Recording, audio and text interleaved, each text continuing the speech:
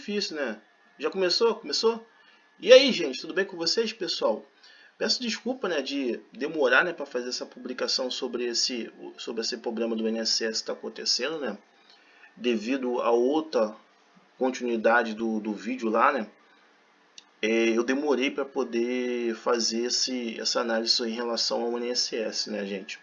Eu vou falar sobre os temas que eu vou estar falando, evidentemente, e depois eu vou aprofundar, eu vou dar o meu ponto de vista partindo do pensamento de aprender fazendo as suas próprias coisas e não transferir responsabilidade para uma outra pessoa, né, que é usar o dinheiro.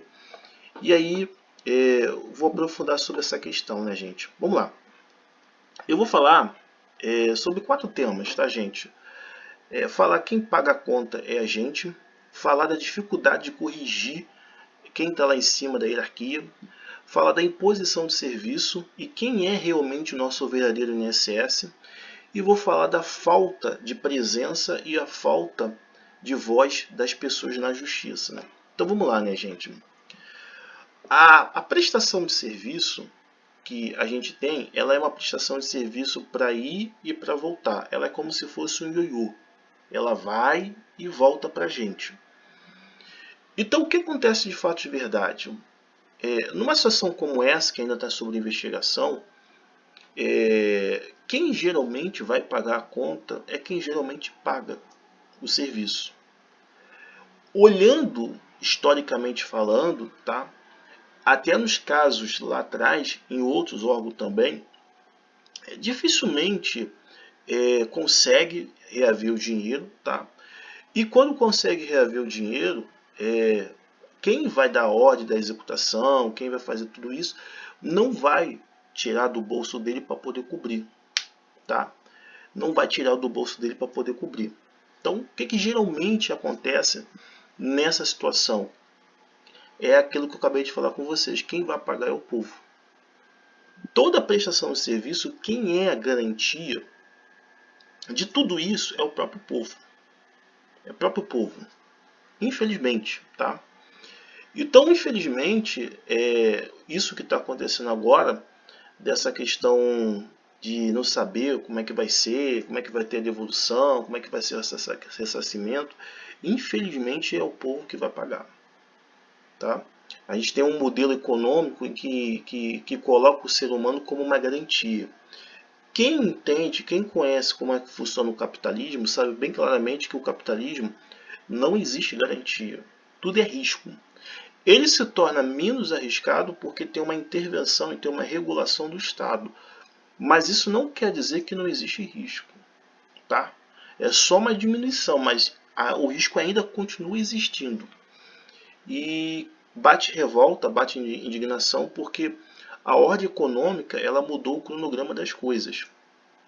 Eu já vou passar lá para outro tópico para poder mostrar para vocês que o verdadeiro INSS nosso não é quando a gente tem um dinheiro e paga para uma outra pessoa cuidar, que seria um cuidador de idoso, seria ali uma enfermeira, seria ali um hospital dependendo da saúde do idoso. O verdadeiro INSS nosso é os nossos próprios filhos. Então, o que o sistema financeiro ele fez? Ele mudou a ordem, tá? De vez ser os filhos da pessoa cuidar do idoso, a gente passamos a pagar uma outra pessoa para cuidar. É uma inversão, é uma distorção. Então, o que acontece geralmente? Quem tem condições, efetivamente vai acontecer isso. O filho de uma outra pessoa vai cuidar dele. E que tem de fato de verdade o filho próprio, no sentido que trabalha, mas nunca vai ter tempo de cuidar dele, é o que acontece com a grande maioria. Entendeu? Vive no sufoco, fica naquele conflito do filho, fica no conflito do pai, fica no conflito do relacionamento com a esposa. É uma confusão danada, entendeu? Porque acaba que não dá tempo.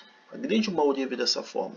Mas o verdadeiro INSS, gente, é os filhos. Muita gente pode se questionar, mas tem muito filho que abandona, tem muito filho que deixa de lado as pessoas, tem muito filho que esquece o pai.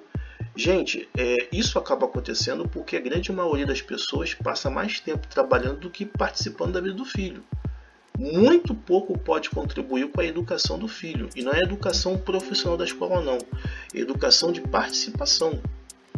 Por isso que vocês vê esses desvios de personalidade, esses desvios de visão de vida. Por quê? Porque tudo dentro da cooperativa, que é um capitalismo, virou uma forma de usar as pessoas. Então, muito pouco tempo o ser humano tem para cuidar dos seus próprios filhos. E por isso que vê muitos abandono, muitos desvio de finalidade, muita negligência de muito filho, porque as pessoas ficam muito mais presas às suas necessidades de existência do que propriamente o meio que convive, né, gente? Então, o verdadeiro INSS não é aquele que você paga. O verdadeiro INSS, de fato, de verdade, são os seus filhos. Se vocês olharem para a história, até 1908, o século XVIII ou século XVII, eram os filhos que cuidavam dos pais. Com a Revolução Industrial, houve uma distorção, tá? Ou seja, a pessoa contratou uma outra pessoa para cuidar, e não propriamente o filho como era antigamente, tá? Eu vou falar também da questão, já falei sobre essa questão do segredo, né, da imposição do serviço, né, pelo sistema financeiro, que seria o terceiro tópico, para poder explicar o primeiro tópico. Eu vou falar também a dificuldade de corrigir as coisas, tá? Historicamente falando, tá? Historicamente mesmo falando, é muito difícil corrigir uma hierarquia, tá? E é muito difícil também quem vai aplicar a correção tirar o dinheiro do bolso dele para poder fechar ali o que faltar da correção. E aí aplica o primeiro tópico, que geralmente quem vai pagar é a gente mesmo, tá, gente? Então, eu olhando a história, tá, historicamente falando, os casos que são de hierarquia baixa, quando o servidor é lá embaixo mesmo, ele não tem tanto proximidade com o legislativo, executivo e judiciário, você vê que a correção é bastante rápida. Tá? Vou dar um exemplo aqui, tá? No caso de um policial, soldado, cabo, tá? Ou até um sargento. Tá? A correção é rápida. Principalmente quando é soldado e cabo. Quando chega numa parte de um capitão, de um major, ela já é mais difícil. No caso do judiciário, o cara lá embaixo, tá? Ele está lá embaixo da hierarquia do judiciário. A correção lá é bem mais rápida. O cara ganha 2 salários, 3 salários. Quando chega na parte do juiz, desembargador, ela é muito difícil de ser corrigida e é muito complexa. Tá? Quando chega na parte do legislativo, dos concursos legislativos, quem ganha 2, 3 salários é rapidamente fácil de descobrir. Rapidamente é fácil ser colocado para trás, para fora, corrigindo aqui. Mas quando chega lá em cima, na hierarquia, quando é um deputado, um senador, um vereador, é bem mais difícil. Tem muito mais condições, tem muito mais recursos, tem muito mais poder. A gente vê casos aí de servidores públicos aí que são lá no topo da hierarquia, mas que tem muita dificuldade de corrigir. Isso é histórico, tá, gente? Isso não é de agora. E esse é um dos problemas. Esse é um dos problemas da hierarquia, entendeu? Quando chega lá embaixo é rapidamente resolvido e lá em cima é duramente resolvido. Então qualquer cidadão também, quando sofrer um abuso de poder, sofrer algum problema de autoridade, como algumas vezes foi ventilado essa notícia do INSS, já falando que ele teria que correr atrás do seu direito, teria que buscar o judiciário e já responsabilizando o cidadão, né? Pelo que eu vi algumas reportagens, né? E aí a gente vê a deficiência do serviço, né? E como é desqualificado. E o problema que traz a gente não entender como é que funciona o sistema financeiro, né? Então, infelizmente, todo aquele peso, quem vai sentir é quem paga. Infelizmente. Então a gente tem muita dificuldade de uma correção em hierarquia. Quase que muito lula ou devagar e quase não funciona. E isso não é de agora, é historicamente falando, né? E eu vou falar sobre a questão do judiciário, né?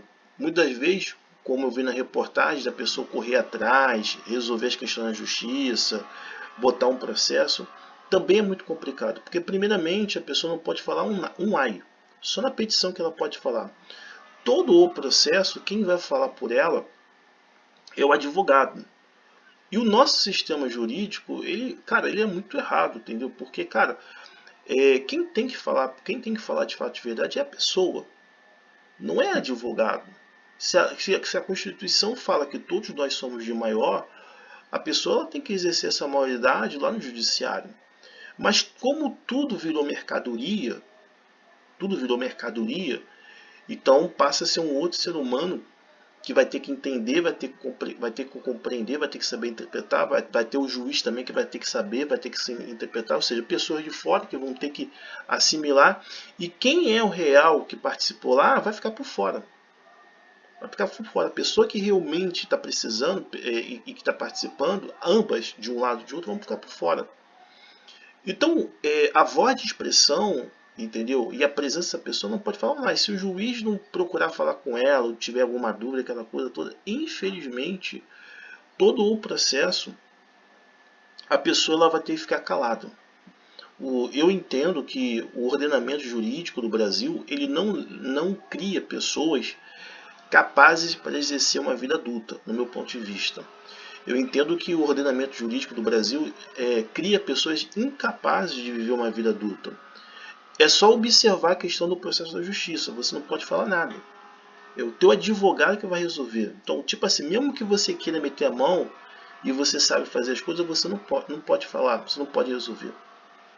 Então, de fato de verdade, está resolvendo o problema ou de fato de verdade está complicando o problema? E que todos nós somos levados a recorrer à justiça.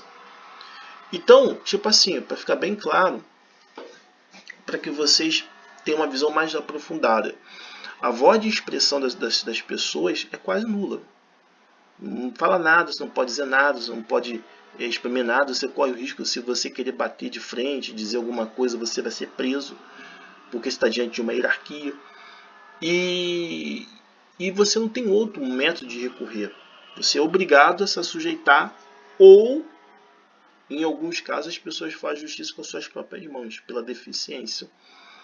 E no meu ponto de vista, é totalmente errado a forma como é feita a prestação de serviço. As pessoas que quisessem realmente fazer sua defesa não precisaria ter o seu advogado e iria lá, recorresse e lutasse pelo seu direito, né? Ou seja, praticamente a pessoa fica todo o processo dependendo que uma outra pessoa interprete, que acerte aquilo que é o teu pensamento, e fica com uma situação como se fosse uma situação de risco e morte, né? Ou seja, aquela situação de aflição, que muito pouco você pode falar, mesmo que você esteja lutando, né? Então esse é um dos problemas da questão de representatividade, de voz de expressão no judiciário. E quando eu li aquela matéria falando que as pessoas teriam que buscar o seu direito da justiça, você vê como é que quando a deficiência, o erro acontece, o quanto o preço sai caro, né? O quanto é custoso. Infelizmente, gente, deixa o seu like aí, deixa o seu comentário aí, gente. Vou ver se eu faço a continuidade do